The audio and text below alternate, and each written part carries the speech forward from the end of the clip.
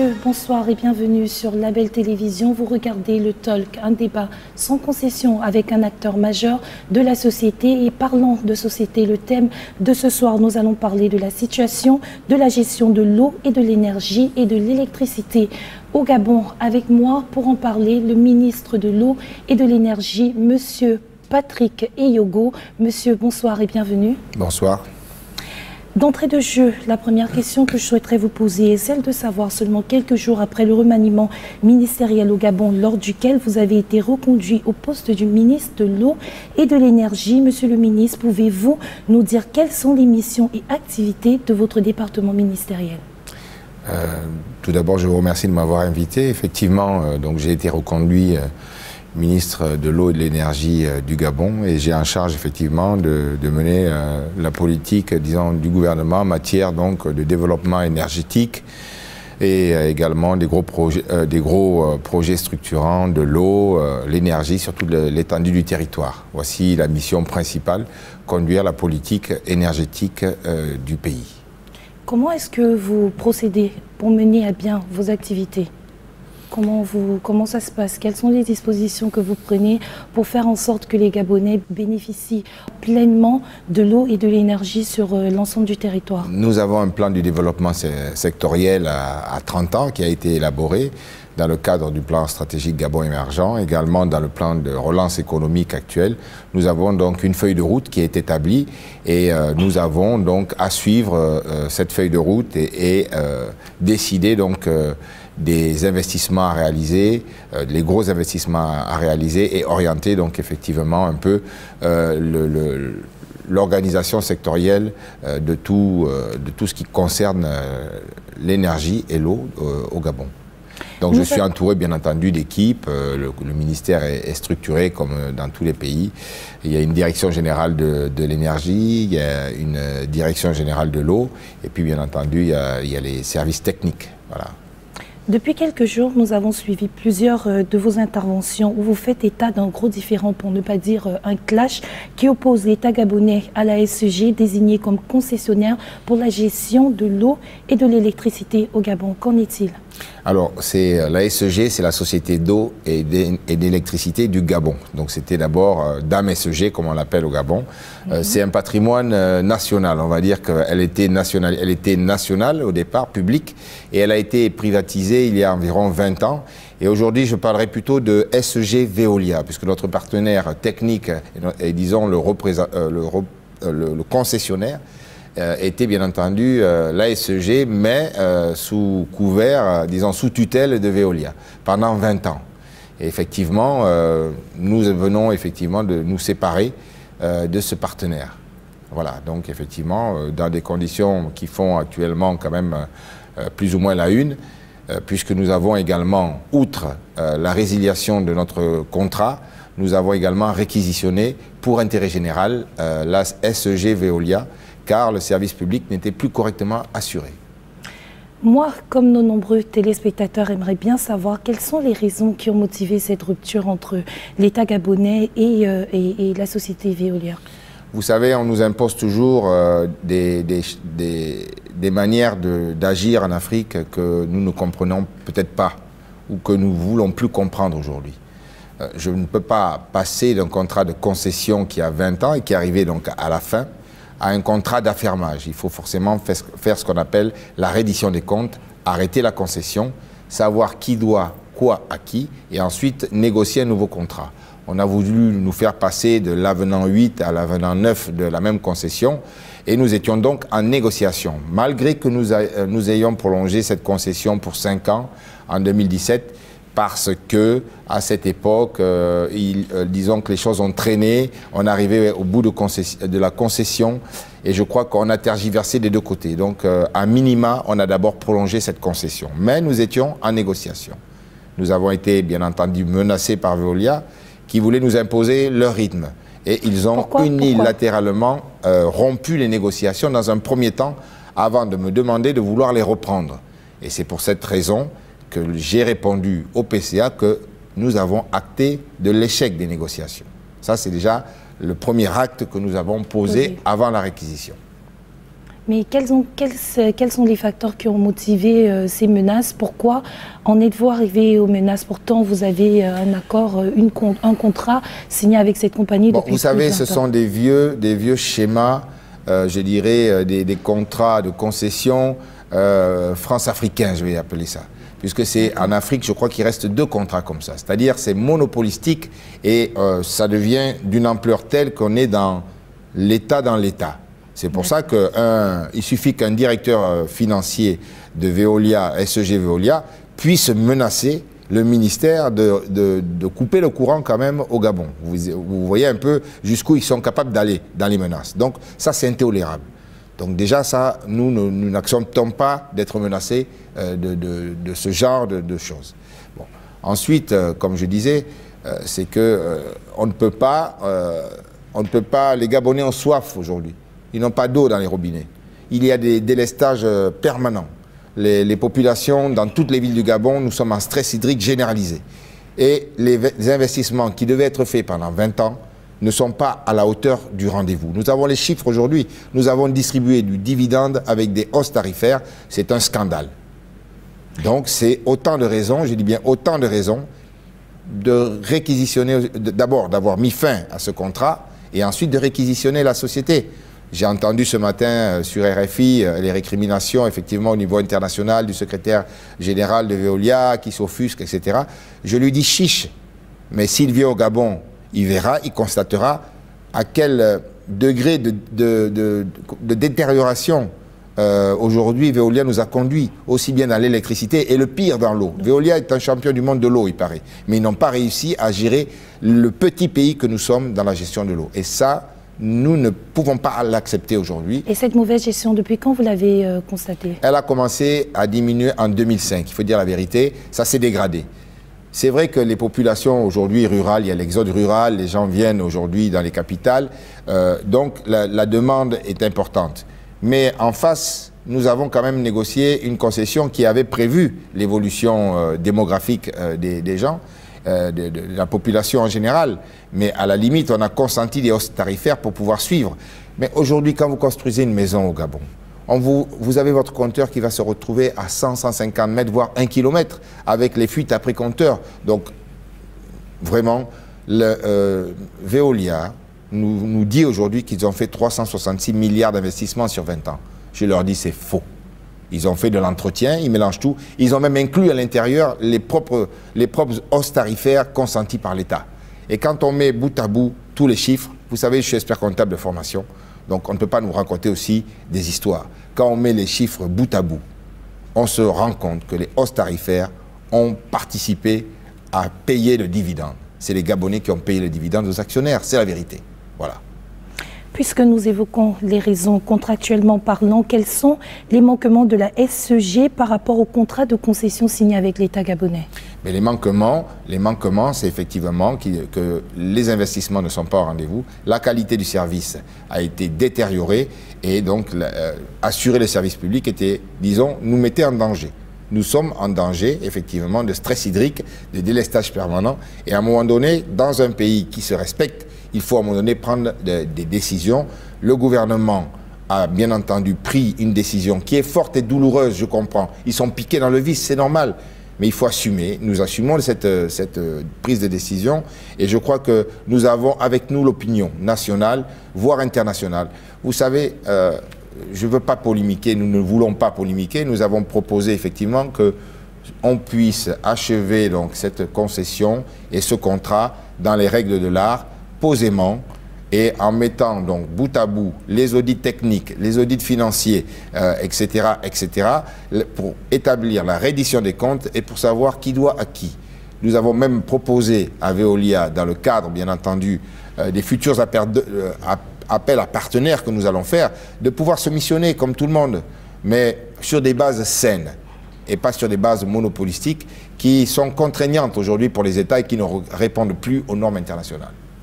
Mais en parlant justement de Veolia, pensez-vous que s'ils se remettent en course pour pouvoir obtenir ce marché sur le territoire gabonais, ce partenariat pourra être établi sur des bases gagnantes-gagnantes? Mais c'est ce que nous voulons aujourd'hui, des bases gagnantes-gagnantes. Mais nous ne voulons pas être le dindon de la farce. Moi, je suis désolé, j'ai vécu la privatisation donc Veolia en 1997 et j'ai connu la SEG telle qu'elle fonctionnait quand elle était publique. Je puis vous garantir que le service aujourd'hui est complètement dégradé, l'entretien n'a pas été réalisé et pire, c'est que nous investissons, nous, dans des centrales thermiques et aujourd'hui la SEG Veolia veut simplement que l'État donne les investissements pour les exploiter, mais sans payer même de redevances. Donc c'était vraiment un marché de dupes, il fallait y mettre fin, et je crois que c'est vrai que le gouvernement fait preuve de courage sur cette affaire-là, mais nous sommes disposés effectivement à répondre s'ils veulent devant la justice, mais je pense que la réquisition est quelque chose de légal et qui est prévu dans nos textes. Et cette décision, elle a été prise par vous ou sinon par l'ensemble des autorités gabonaises? Non, vous savez, je crois que je l'ai dit, nous avons d'abord fait l'analyse du secteur. Nous avons vérifié, disons, pourquoi le secteur gabonais de l'énergie était bloqué. Il était bloqué. Et parce qu'il y avait effectivement un caillou dans la chaussure qu'on appelait Veolia, monopolistique et, disons, obtus à tout changement.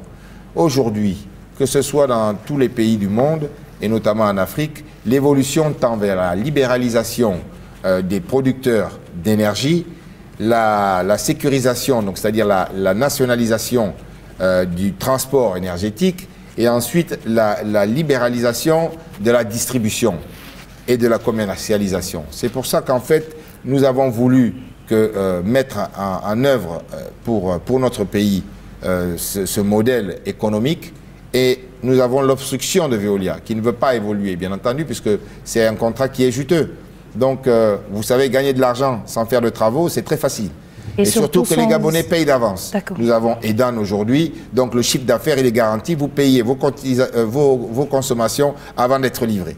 Donc je crois qu'aujourd'hui, si Veolia s'acharne contre le Gabon en nous traitant de tous les noms d'oiseaux, je pense qu'ils y trouvaient leur compte. Sauf que la population gabonaise n'y trouvait pas leur compte. Et nous estimons qu'aujourd'hui, les contrats léonins, les contrats gagnants-perdants pour l'Afrique, c'est terminé. Donc nous avons à faire valoir nos droits et nous avons pris les dispositions qu'il fallait. Monsieur le ministre, les coupures récentes d'eau et d'électricité découlent-elles autant pour moi des manquements de la SEG? Bien entendu, puisque effectivement, les investissements ne sont pas au rendez-vous. Nous avons un déficit également énergétique majeur dans notre pays, qui est masqué par l'allocation de groupes Agreco, donc d'une société qui vient en appoint du déficit énergétique que nous avons. Ça veut dire que les vieilles centrales que nous avons à Libreville, Port-Gentil, Franceville n'ont pas été entretenues. Pire, certaines ont été cassées, purement et simplement. Nous avons des centrales hydroélectriques dont les turbines ont été quasiment saccagées par Veolia. Aujourd'hui, nous allons faire le point de ce qui doit quoi. Et puis nous allons confronter tout ça dans les règles de l'art. Parce que nous ne pouvons pas tolérer de nous faire détruire donc, notre outil d'exploitation qui appartient malgré tout au Gabon et simplement laisser faire. Donc c'est pour ça, c'est vraiment le but de cette réquisition est pour remettre, comme on dit, de l'ordre dans la distribution de l'eau et de l'énergie dans notre pays. Sécuriser le service public. Monsieur le ministre, puisque vous avez parlé des populations qui sont les premiers bénéficiaires de la bonne gestion de ce service, c'est-à-dire de l'eau et de l'électricité au Gabon, je vous propose qu'on découvre en même temps que nos téléspectateurs un extrait d'un vox pop qui a été mené dans les rues de Libreville, à savoir, et surtout pour demander aux populations gabonaises qu'est-ce qu'elles pensent de la rupture de contrat avec la société française Veolia au Gabon. Ensuite, nous reviendrons sur ce plateau pour la suite de cette émission. À tout de suite. Mais le mal, c'est quoi? Le Gabon, ce n'est pas la première fois qu'il vit une situation pareille. On a vu avec le groupe Bolloré. Alors, la fin de compte, c'est que le Gabon a eu tort face au groupe Bolloré. Et le Gabon a dédommagé le groupe Bolloré. Mais il sera très triste de voir encore le Gabon dans la même situation avec le groupe Veolia. Alors, comme le Gabon utilise souvent le passage en force, nous qui inquiétons, je suis gabonais, je suis inquiet que le Gabon puisse encore avoir tort. Et pourtant, nous vivons de la réalité. Donc, si le Gabon gagne le procès, parce que ce qui est sûr, c'est que le groupe Veolia va porter plainte. Alors tout ce que les Gabonais veulent, c'est d'être dans de bonnes conditions, c'est d'avoir le courant. On n'avait pas besoin de les couper, on devait plutôt faire une concurrence, amener notre société, notre entreprise, pour vouloir faire la concurrence, pour que les uns et les autres puissent se battre pour faire la concurrence en tant que telle. Mais les enlever, bon, moi je trouve que qu'est-ce qui prouve que ceux qui vont venir vont faire le travail en tant que tel. Alors que s'il y a une concurrence, ça pousse normalement, comment dirais-je, les deux entreprises, comme ici nous avons, je peux illustrer un exemple, par exemple Zen, Libertis, Move, par exemple, vous voyez, il y a une concurrence. Donc tout le monde est obligé de se battre. Normalement, c'est la compétition. D'après moi, en principe, c'est que moi je m'aimerais, bon maintenant, comme ils ont eu à, c'est pas, à suspendre le contrat. Bon. Il y a quand même qui savent. Je crois que c'est une initiative très bonne par rapport à la situation qui prévaut en ce moment. Dans tout le Gabon, j'ose dire, dans tout le Gabon, nous avons des problèmes d'eau. Hein? Quartier résidentiel, combat quartier, problème d'eau, d'électricité. Moi je trouve que Veolia n'a pas eu de concurrent. Aujourd'hui, si Veolia, le contrat n'a pas été respecté pendant 2 décennies, on dit, hein? Ça n'a pas été respecté, c'est nettement mieux qu'ils prient bagage, qu'ils repartent et on trouve, on trouve quelqu'un d'autre. Du moment où l'État a contribué de beaucoup dans ça et Veolia n'a pas respecté le contrat. 2 décennies, ça fait 20 ans. Hein? Je dis que c'est mieux qu'il change, qu'il y ait un changement. Bon, pour moi, personnellement, je pense que c'est une bonne chose. Quand je dis une bonne chose, c'est tout simplement parce qu'il y a peut-être eu des mécontentements par rapport à l'État, par rapport aux services rendus par Veolia, SCG, bien sûr, j'en parle autant pour moi parce que nous avons remarqué qu'ici à Libreville, on voit quelques dysfonctionnements. Et c'est un peu d'imaginer ceux qui sont dans tout le territoire gabonais parce que la SCG ne se limite pas seulement ici à Libreville. Il y a des territoires, c'est-à-dire les villes qui sont reculées. Moi, j'en connais parce que je fais de temps en temps des tours là-bas. Et je vous assure que vraiment le service, je ne peux même pas dire si c'est un service minimum ou pas, mais nous sommes au 21e siècle et nous sommes dans un pays où l'eau et l'énergie doivent être accessibles à tout le monde. Quand on voit des dysfonctionnements comme ça, je pense que la rupture de contrat permet à certaines sociétés ici de leur dire que le Gabon n'appartient pas, c'est-à-dire certaines sociétés n'appartiennent pas au Gabon, il faudrait peut-être aussi avoir la concurrence. Donc pour moi, je trouve que c'est une bonne chose. Si, par exemple, le contrat se renouvelle, c'est pour peut-être améliorer la qualité des services. De retour sur le plateau de cette émission, mesdames et messieurs, vous regardez le Talk, un débat sans concession avec un acteur majeur de la société. Parlons de société. Le thème que nous abordons ce soir, c'est la situation de la gestion de l'eau et de l'électricité au Gabon. Pour en parler avec moi, sur ce plateau, le ministre de l'eau et de l'énergie de l'État gabonais, monsieur Patrick Eyogo. Nous sommes de retour et tout de suite, je vous relance avec une autre question. La situation critique de l'alimentation en eau potable de Libreville et ses environs est-elle liée à un déficit d'investissement de la part de la SCG? Alors, ce qui est sûr, c'est que gérer, c'est prévoir. Depuis des années, nous avons effectivement une usine de production d'eau en Toum. Aujourd'hui, le réseau de distribution à Libreville s'est fortement dégradé. Plus de 49 voire 50% de l'eau qui est produite, disons, est perdue dans les fuites, dans un premier temps. Aujourd'hui, nous avons estimé à 144 000 mètres cubes par jour notre besoin jusqu'en 2035, voire un peu moins. Et nous avons un déficit, grosso modo, de 40 000 à 80 000 mètres cubes jour à Libreville actuellement. Donc vous comprenez qu'il y a des quartiers qui avaient de l'eau, qui n'ont plus d'eau. De la même manière, nous avons des ouvrages d'art, c'est-à-dire des châteaux d'eau, qui ne peuvent pas être alimentés aujourd'hui parce que la production qui est faite en amont est directement injectée dans les canalisations parce que nous n'avons pas le temps d'aller les stocker. Donc tout ça, effectivement, montre à suffisance le déficit qui a été en investissement. C'est vrai que l'État peut également, dans le cadre de mécanismes de hausse tarifaire, contribuer avec le partenaire à des investissements. il ne faut pas venir nous chanter beaucoup de louanges. Je pense que la situation, elle est là. Le stress hydrique, il est permanent à Libreville et c'est un risque sanitaire également lorsqu'il y a des périodes, ce qu'on appelle d'étiage, c'est-à-dire en saison sèche. Mais au-delà de Libreville, toutes les petites villes, je prends par exemple l'exemple de la ville de Minzik, qui est dans le nord du Gabon, que j'ai visité l'autre jour. Les gens m'ont dit, monsieur le ministre, nous n'avons pas d'eau, il n'y a pas de pression, etc., etc. Je suis allé voir donc la station de production d'eau à Minzik et surprise, vous avez, outre la vieille station de production d'eau, vous avez une nouvelle station toute neuve, au Pallium qu'on appelle, qui est posée. Alors j'ai demandé au responsable, mais pourquoi cette station est posée? Il m'a dit, elle est là depuis 2 ans et demi. Que se passe-t-il? Or, pour la mettre en fonctionnement et en production, il suffit qu'on prenne un tuyau et qu'on aille chercher l'eau à 400 mètres dans une rivière avec des pompes et commencer le traitement pour l'injecter dans le réseau. Le coût, je crois, c'est 40 millions de francs CFA depuis 2 ans et demi. Puisque vous évoquez des chiffres, je vous relance tout de suite, monsieur le ministre. Est-ce que ces investissements, les investissements dans le secteur de l'eau et de l'énergie relèvent totalement de la compétence de la SEG ou alors l'État a une part à jouer dans ces investissements? Alors au départ, c'était la SEG qui devait le faire. Ensuite, il y a eu des modifications de la concession. On est arrivé à l'avenant numéro 4 où effectivement on a transféré une partie des programmes d'investissement à l'État. L'État a ensuite construit.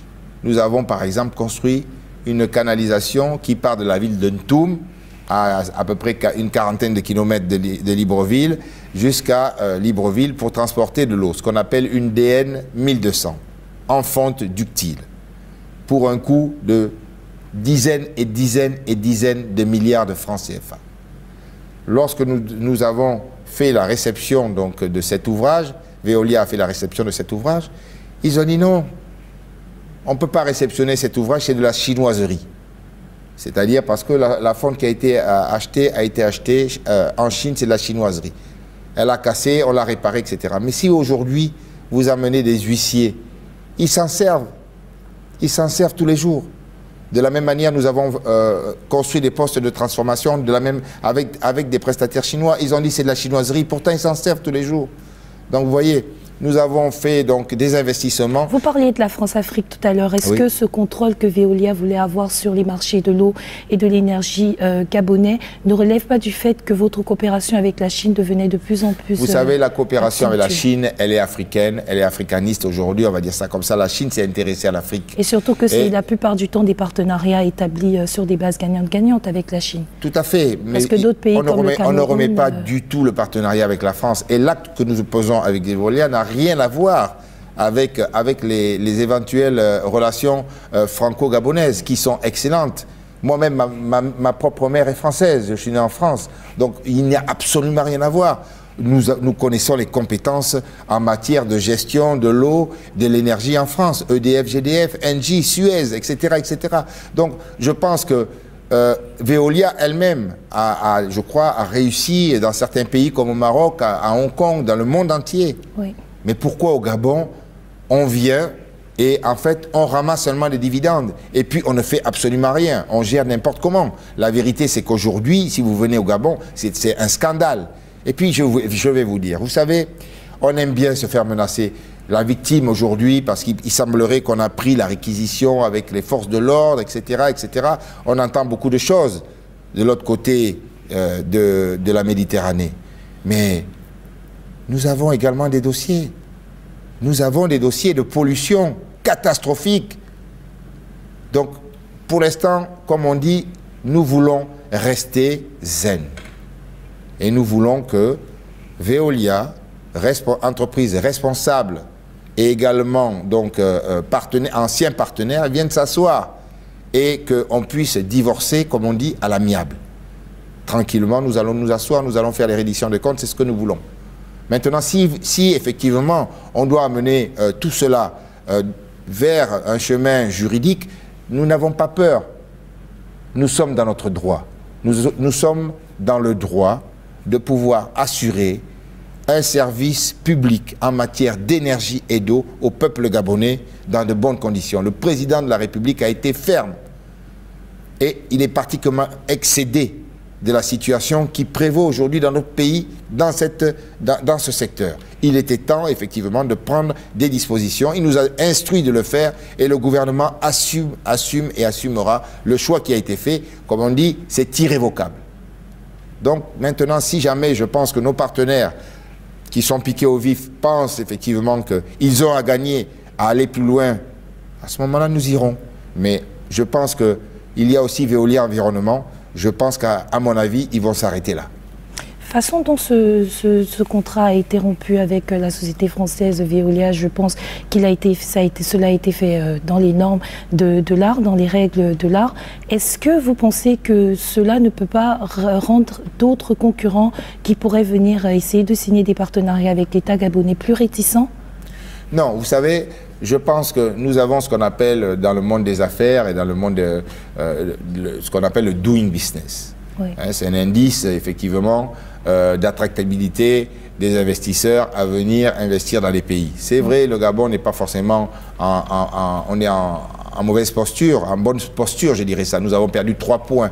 Mais nous sommes justement, vous savez, ce sont des notations qui reposent sur des lois, des prises, donc nous légiférons, nous faisons tout le nécessaire effectivement pour que notre doing business puisse devenir attractif. Nous avons pris des méthodes, disons, nous avons eu recours par exemple, à la NPI, l'Agence nationale de la promotion des investissements. Aujourd'hui, vous pouvez venir donc ouvrir une société en moins de 48 heures au Gabon. Donc, il y a beaucoup de progrès qui sont faits dans ce sens. Je pense que moi, personnellement, c'est même un signal positif. Il faut montrer qu'aujourd'hui, l'Afrique est responsable.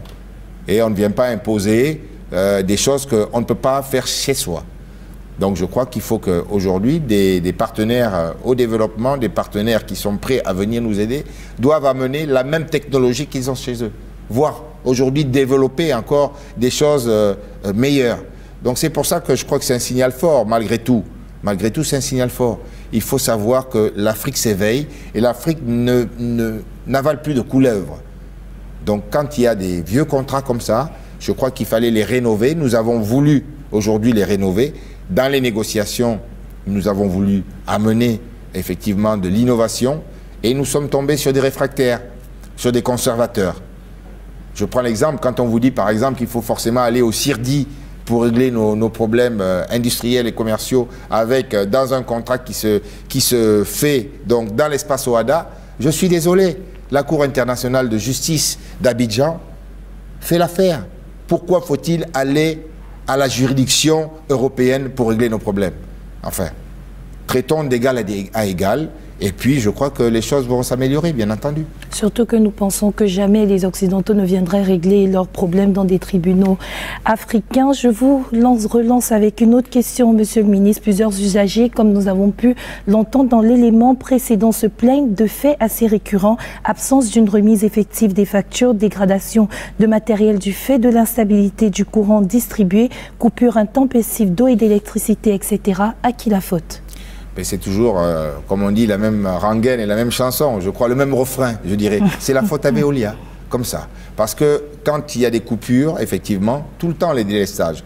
Vous remettez votre télé, elle se coupe, vous rallumez, ça se coupe, et à un moment donné, bien entendu, ça dégrade. De la même manière, ce matin, il y avait effectivement quelqu'un qui se plaignait d'avoir eu un délestage et d'avoir perdu, dans le cadre d'une boulangerie, tout le pétrin, etc. Donc il a perdu. Donc bien entendu, il y a des récriminations. Il y a l'agence de régulation du secteur de l'eau et de l'électricité, donc un organe qui contrôle un peu le secteur au Gabon et pour lequel les clients peuvent aller se plaindre. Et à ce moment-là, effectivement, quand la plainte est enregistrée, elle aide même les clients à ester contre la SEG. Mais justement, Monsieur le Ministre, dans le cadre de ce genre de dommages, ou bien de gros dommages, qui est chargé de rembourser les victimes, si on peut les appeler? Normalement, c'est l'opérateur, c'est-à-dire c'est la SEG à l'époque, la SEG Veolia qui prend en charge les remboursements, qui sont assurés pour. Donc il y a des cabinets d'assurance qui sont également donc, partenaires dans ce cadre de ces conflits récurrents, je dirais. Et donc vous vous plaignez, vous montez un dossier, des experts viennent évaluer les dégâts et ensuite, bien entendu, vous pouvez être remboursé. Je crois que c'est à ce niveau, vous savez, normalement, Quand vous êtes en Europe, ce sont des choses exceptionnelles. Je crois qu'effectivement, chez Veolia, c'était cyclique. Je pense qu'il doit y avoir, c'était vraiment tellement récurrent. Et effectivement, je puis vous garantir que j'étais avec le chef de l'État et même à son niveau, humblement, il me disait qu'il est agacé parce qu'il reçoit des récriminations tous les jours pour des pertes de vivrières dans les frigos, les congélateurs. Ça arrive même jusqu'à lui. Il a dit non, ce n'est pas possible. Ce n'est pas possible de pouvoir subir cela. Je suppose que vous avez entretenu plusieurs relations avec des hauts cadres de l'administration de Veolia ici au Gabon. Est-ce qu'ils vous ont donné des raisons pour ces manquements, du moins pour ceux constatables aujourd'hui? Oui. Le seul manquement, c'est que l'État ne paye pas ses factures. L'État ne paye pas ses factures. Monsieur le ministre, vous nous devez de l'argent, l'État ne paye pas ses factures, nous ne pouvons rien. Et donc, ils se vengent sur les populations. Exactement, puisqu'en fait, ils bloquaient le secteur. C'est-à-dire, nous avons, par exemple, la Société de patrimoine. La Société de patrimoine est une société étatique dans laquelle nous avons transféré l'ensemble des investissements que nous avons faits. Par exemple, nous avons des centrales thermiques qui sont effectivement exploitées par la Société de patrimoine, qui vend, donc qui achète du carburant ou du gaz pour faire fonctionner ces centrales et qui vend l'énergie à la SEG. La SEG consomme cette énergie, la revend en bout de chaîne dans ses compteurs aux populations gabonaises, mais ne paye pas le producteur. Parce que, comme c'est une société publique, on vous dit, vous nous devez sur vos consommations, donc on ne paye pas. Donc on bloque tout le secteur. C'est l'État dans l'État.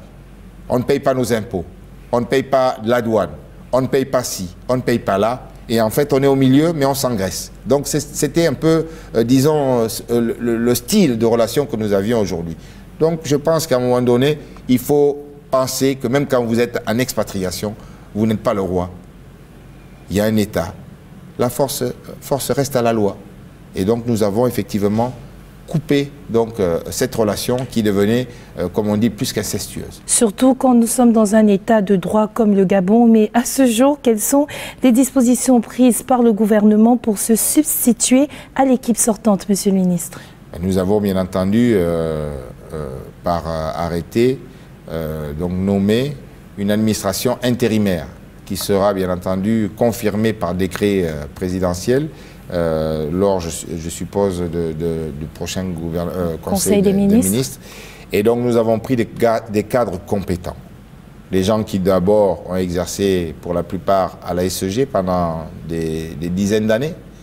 Je crois qu'il y avait également l'assentiment des collègues, tant leur compétence n'a jamais été remise en cause, et qui sont motivés par cet honneur qu'on leur fait aussi, de jouer le rôle et surtout par cette envie de changer les choses, je pense. Tout à fait. Bon, vous savez, il y a du patriotisme aussi dedans, il faut voir ça comme ça. Et puis la réquisition, vous savez, ce n'est pas un vol d'entreprise. Parce que si vous écoutez ce qu'on dit, non, ce n'est pas un vol d'entreprise.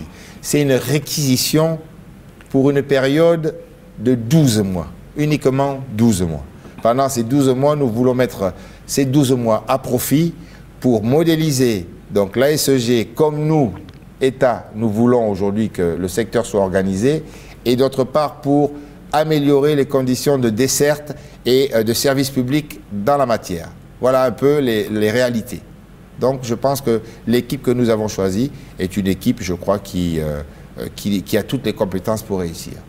Le choix de cette équipe a-t-elle été fait en concertation avec les partenaires sociaux, c'est-à-dire les syndicalistes, les associations et autres dans ce domaine? Non. Ce qui s'est passé, c'est que la réquisition, vous savez, on arrive masqué. Donc c'est vrai que quand on a réquisitionné avec un huissier de justice accompagné des forces de l'ordre, comme ça se fait dans tous les pays, pour protéger le management sortant, puisque je puis quand même vous dire que l'ambiance à l'intérieur de la SEG était particulièrement délétère. Si l'huissier de justice donc, était venu simplement notifier la réquisition en permettant donc au directeur général de sortir et que les employés frustrés depuis des années commencent le caillassage, je pense qu'à ce moment-là, on serait dans une autre dimension. Mais néanmoins, avez-vous le soutien des syndicalistes? Mais bien sûr. Vous savez, c'est normal. Il y a deux grands syndicats. Il y a le Synté-Plus et le CIPEG. Le Synté-Plus a réagi rapidement. C'est vrai qu'ils ont appris devant, comme tout le monde, la réquisition de leur société. Mais j'avais reçu même un courrier bien avant qui nous donnaient même des pistes en nous demandant même est-ce que c'est pas possible de rompre ce contrat. Et puis il y a un autre syndicat qui était peut-être qui a été un peu plus surpris, je dirais ça, qui a été un peu plus incisif dès le lendemain en posant des conditions, d'étonnement. Ils étaient un peu, disons, agacés pour dire que oui, l'État est allé peut-être un peu trop vite, etc., etc. Je les ai reçus hier et ça s'est bien passé. Nous avons même établi un compte-rendu de réunion. Toutes leurs revendications ou leurs inquiétudes listées lors de la réunion ont été acceptées, puisqu'il n'y a rien d'exceptionnel. Garantir l'emploi, aucun licenciement, c'est ce que j'ai dit, aucun licenciement sec, comme on appelle dans le jargon. Également le maintien du niveau des rémunérations, le maintien de certains avantages qu'ils ont. Pourquoi nous allons changer quoi que ce soit? Je puis vous garantir que rien que couper l'assistance technique et les boîtes d'études, je ne veux pas rentrer dans les détails, qu'on appelle, qui permettent de remonter, comme on dit, des dividendes fictifs, je puis vous garantir que nous allons faire des économies. Donc je pense que ce n'est pas les salariés gabonais qui vont effectivement avoir à pâtir de cette situation. Je crois que dans tous ces groupes, je suis auditeur de formation, je peux vous garantir que je connais la musique. Donc ce que je peux dire, c'est que effectivement nous avons des niches d'économie à faire pour réinjecter dans l'investissement à court terme pour que les populations commencent à avoir de l'eau dans le robinet.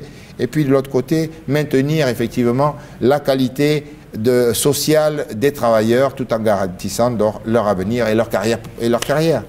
Certaines mauvaises langues, malgré que je ne suis pas le porte-parole des mauvaises langues, aimeraient savoir, Monsieur le ministre, pourquoi ce revirement soudain de situation entre l'État gabonais et la société Veolia? Est-ce seulement à cause des manquements? Oui, il n'y a pas de politique politicienne, de main noire, de rejet de ci, non, non, non.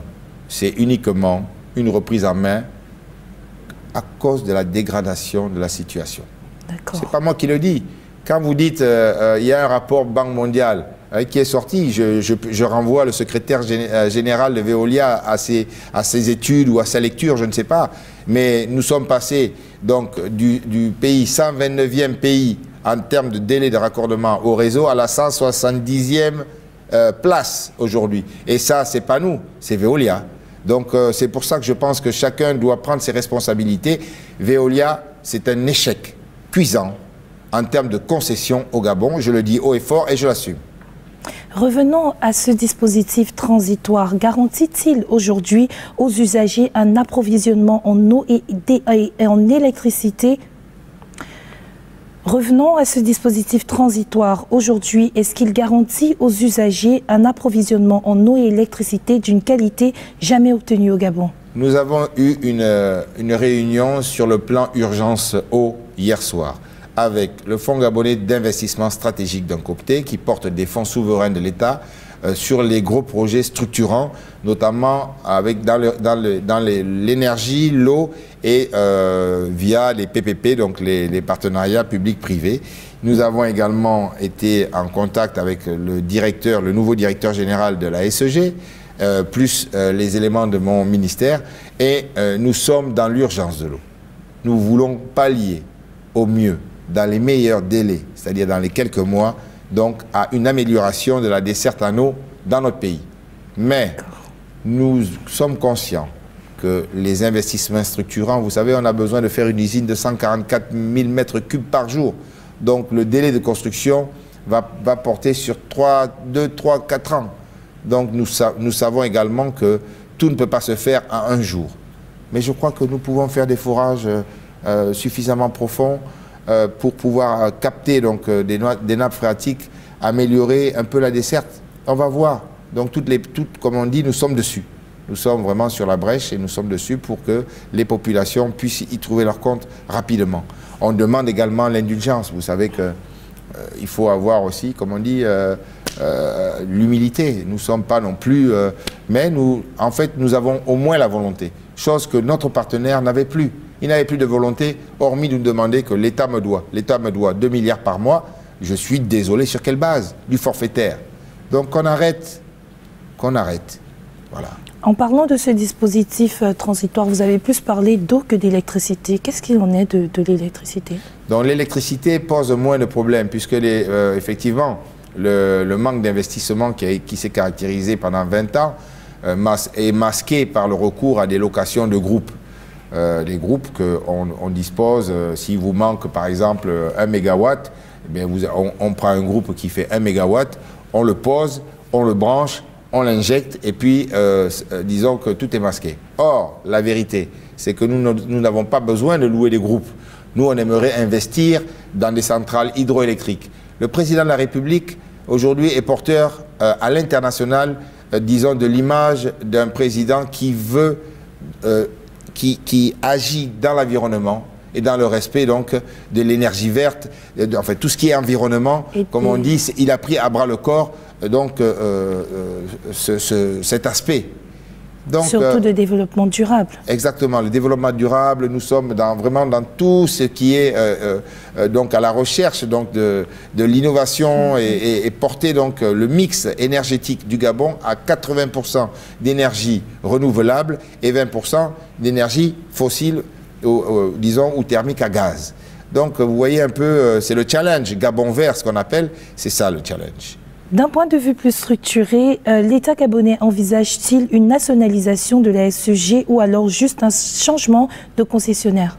Alors, comme je l'ai expliqué tout à l'heure, c'est très simple. Nous avons pris une loi en 2016 sur la libéralisation des producteurs énergétiques, comme ça se fait partout. Donc, nous avons des producteurs.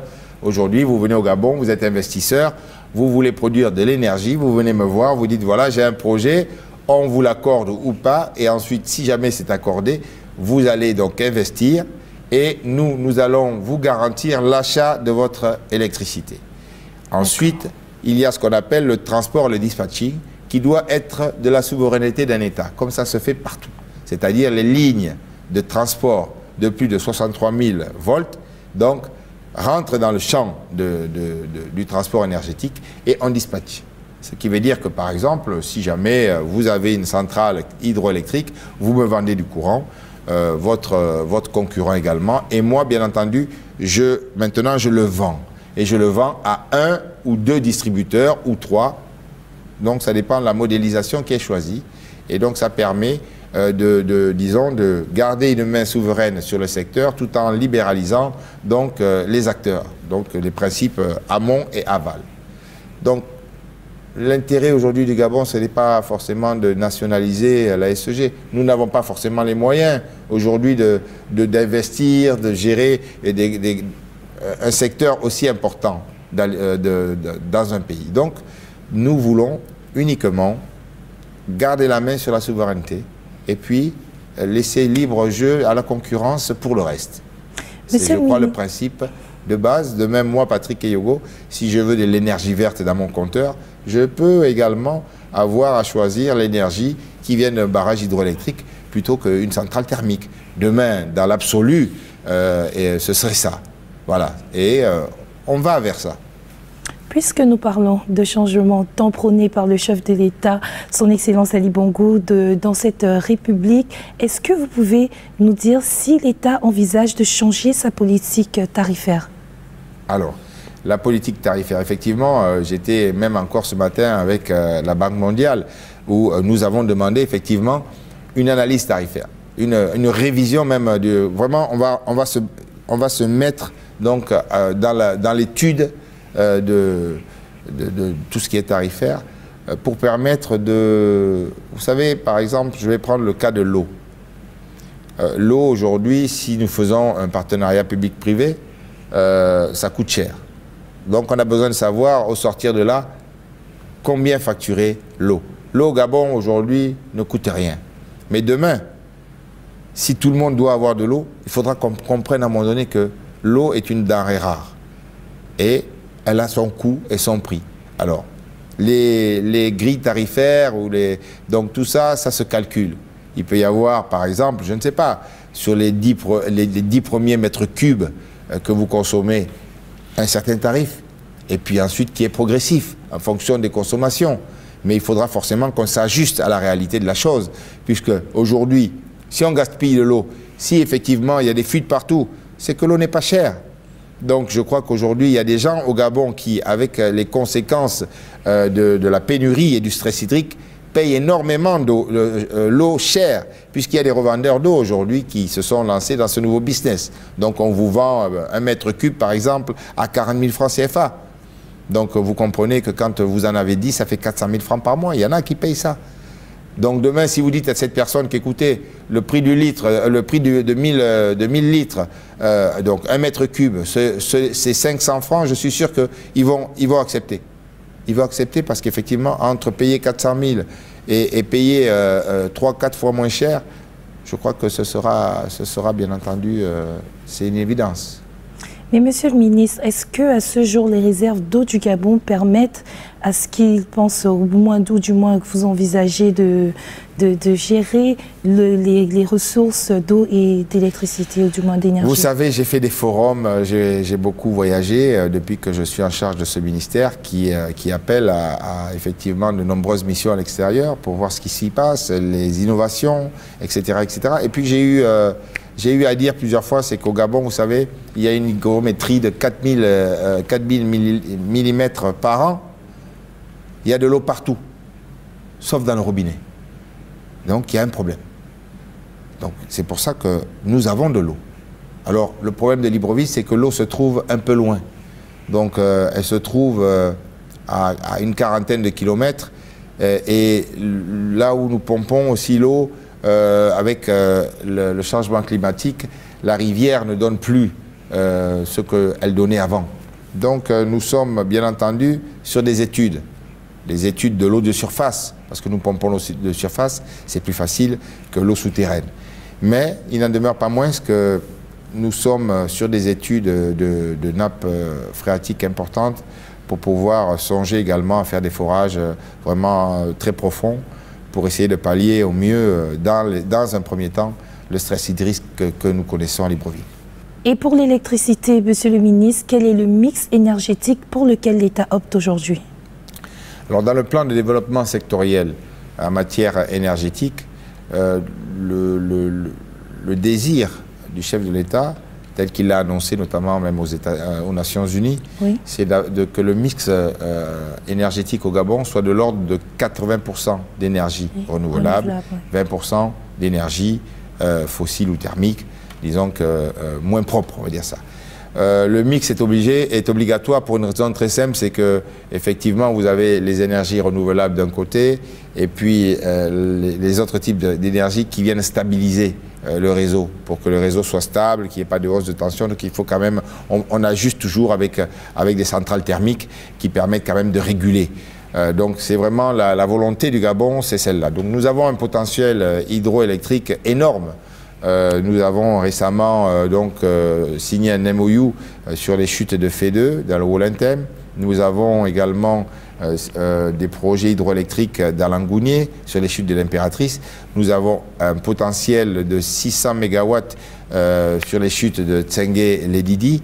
Donc bien entendu, bout à bout, nous allons donc pouvoir arriver à ce mix énergétique.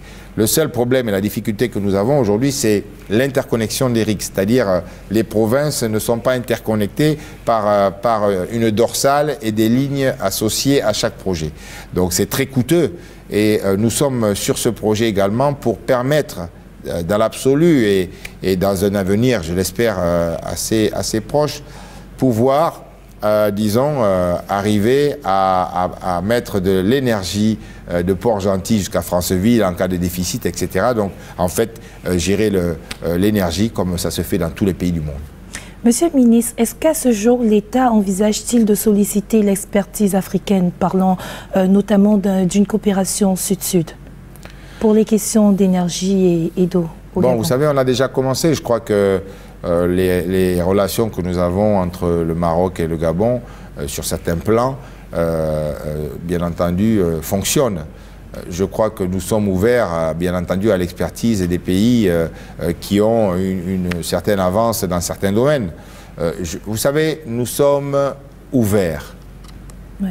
Et dans des partenariats gagnant-gagnant, où effectivement nous pouvons partager nos expériences, nous pouvons également acquérir en retour l'expertise et le savoir-faire.